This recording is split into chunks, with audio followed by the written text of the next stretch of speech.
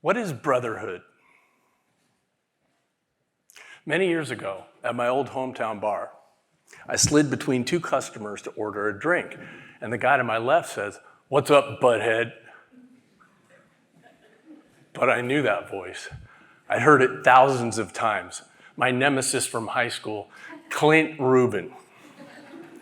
For some reason, it made me smile. "What's up, dude? It's good to see you." "Really? I thought you hated me." "What? No, you idiot." Anyway, we both laughed. I got my drink and we started talking, and we talked about how much we hated each other in high school. Both apologized, and it's kind of a long, awkward pause. And then Clint said, "Hey, I heard about your brother. I'm sorry. My older brother had recently died from a drug overdose." So I told him about his long addiction, the drama, the bloody violence it brought into our household. I guess this opened the door for Clint because he told me about his horrific childhood, a brutal father, no love, just extreme loneliness. I mean, by the end, I just wanted to give the guy a hug, you know. But as I got up to leave, Clint said, "Hang on a sec. I don't share this with many people, but you've earned it." So he stuck out his right hand and he said, "Grab my wrist." So I did. And he grabbed mine, like in a warrior's grip. Then he pushed me, so I was leaning over the floor, which was gross. And he goes, "Let go." I'm like, "Really, dude, after all that?" But I saw that he was serious, so I let go. But he didn't. He held on. He said, "I got you, bro."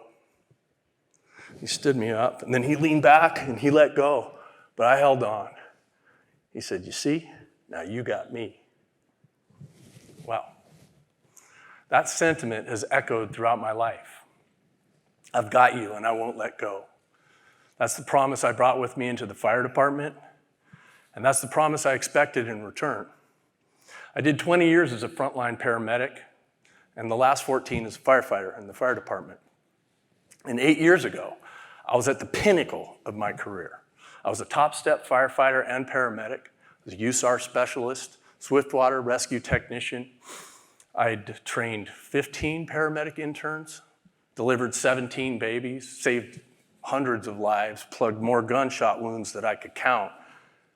And 8 years ago, at the pinnacle of my career, I quit. I walked away from the fire department and left it all behind. No pension, no nothing. I was 54, I had a 3-year-old daughter, and no real prospects for my future. But I was burnt out, and I was mentally broken. Death was knocking on my door. But I chose life. I chose to heal, and the only way I knew to do that was to walk away. It took many years, and I did it alone. But I found the people and the tools that I needed to help me, and I kept putting one foot in front of the other. And then one day I was okay. Now, it would never, ever occur to me to speak publicly about my time in the first responder world. We have a code of honor that I've loyally committed to for over 2 decades, and I would never break that code, not in a million years. But I came across a statistic recently that hit me so profoundly it made me question some of my core beliefs about integrity and honor, about doing the right thing. I found out that more first responders die by suicide than are killed in the line of duty every year. It's pretty astounding, huh? It doesn't matter what sector. Park rangers, EMS, law enforcement, it doesn't matter what sector. Do you want to know who leads that statistic? Firefighters. A firefighter is 3 times more likely to die by suicide than to be killed in the line of duty. Let that sink in. I lost 3 friends during my time on the job. 2 shot themselves in the head, 1 hung himself. These were people that I knew, that I'd worked and trained side by side with. So, why did I walk away from the best job in the world? Why are roughly 100 firefighters a year killing themselves? I'd say the answer to both questions is one and the same. Now, most of the literature that I've found on this subject points to the devastating injury and tragic loss of life that we suffer, that we're exposed to on a daily basis. And while that might be partly true, I can tell you as one who's lived it, that the calls that we go on are a very small part of what's driving this epidemic. We know that there are many ways to heal trauma and PTSD. We have psychiatry and EMDR, cognitive behavioral therapy, support groups. In today's day and age, we have the knowledge and technology to help people overcome trauma. Yet the statistics remain steady. And the problem is that in the first responder world, we don't have trauma. In fact, we don't even have feelings. We leave them at home or outside the station when we come to work. We're not affected when we see a family of 3 killed by a semi-truck. That's what we sign up for. At least that's what we tell ourselves. But that's a lie. That's the lie that's contributing to the amount of suicide we're seeing, and it's the lie that led me to leave. It's not the calls, it's the culture. We call it the macho or suck it up culture. Back in the day, they called it the stiff upper lip. And it's believed that the origins of this culture date back almost over 250 years ago to the Industrial Revolution, where whole families with children as young as 5 years old worked in dark, overcrowded factories with fast-moving, dangerous machinery, and whining or even getting injured could get you fired. So they learned to suffer and endure without complaint. And thus was born industrial stoicism. In World War I, their sons and grandsons filled the ranks on battlefields across the world. They saw mechanized slaughter on an industrial scale, horrors never before seen by mankind. They learned to endure in silence. That was their way of coping. And by the mid-1900s, this model had been institutionalized into police and fire academies across America. And what it teaches us is that at the core, we are alone. We're meant to suck it up without complaint and stick to the code of silence. And this works great when the fire's raging and there's chaos everywhere. We can't just break down in tears every time we see a dead baby or a teenager shot through the chest. We need to keep it together. That's why they call us, because we bring calm and order to the chaos. But the negatives of this culture, in my opinion, far outweigh the positives. For one thing, we know that chronic suppression of emotion can lead to a whole host of disease processes, including depression and PTSD, but also obesity, diabetes, high blood pressure, heart disease, the list goes on. When we have a problem or an issue, we don't talk about it. When we can't handle it by ourselves, we numb it with alcohol or gambling or porn, and we slip into depression and isolation. Because we can't talk about it, we can't show weakness, guilt and shame set in. And pretty soon those thoughts of suicide we've been having start to make sense. But the most sinister aspect of this culture is that it can act as a cover for bullying, shaming, and humiliation. It almost invites it. Under the cover of silence, your crew, and to a large extent your captain, can do anything they want to you. They could attack you en masse and you're not going to say a damn thing because you're bound by honor and integrity to that code. You're not going to the chief, you're not going to ask for a union rep, you'd be shunned instantly. Now, when you experience these kind of things over and over, day after day, decade after decade, from the people you're meant to trust your life with, it begins to wear on you.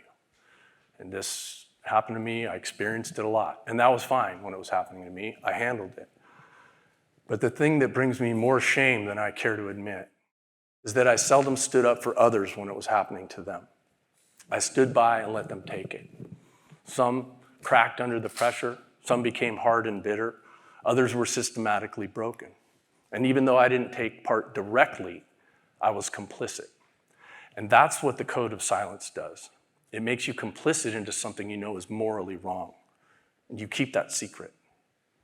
You see a captain relentlessly shaming and humiliating another member, not to teach or train, not because they're a bad firefighter. It's because they don't like them, they don't fit in. But you keep that secret. And the next one, and all those coming afterwards, and pretty soon your soul just starts to wither, and you don't care anymore. And those words that you valued so highly, honor and integrity, they become dirty and tarnished, meaningless. The people that I've known, the men and women who have taken their own lives, there were no signs. Nobody was worried about their mental health, There were no cracks in their demeanor. They continued to serve and perform despite everything they must have been going through till the day that they went home and put a bullet through their brain. You won't see their name on any memorial wall or a department funeral honoring their service. Maybe a Facebook post with condolences to the family. But they took it all. They lived and died by the code of silence. Wouldn't that make them heroes according to this culture that we've adopted? It's an interesting proposition, interesting paradox. So, what is brotherhood? It's a bond of trust, forged in shared struggle and sacrifice. It's the unspoken promise that says, I got you no matter what. No matter what. And that is both what's missing in the first responder world and at the same time our very salvation. Now, I scoured the internet looking for an oath of office that we take as first responders that contained a promise or commitment that we serve and protect each other. We vow to uphold the laws of the land and protect the citizens, but there's nothing that binds us, that tells us to lift each other up. But wouldn't that be amazing? Wouldn't that be cool if the police and fire departments added that promise that we'll serve and protect each other into the oath of office that we take when we're sworn in as public servants? And remember Clint Rubin, my ex-nemesis? What if he had the answer? What if this gesture, the warrior's grip, became the symbol of that promise? It's like every time it was performed, it would be renewed and remembered.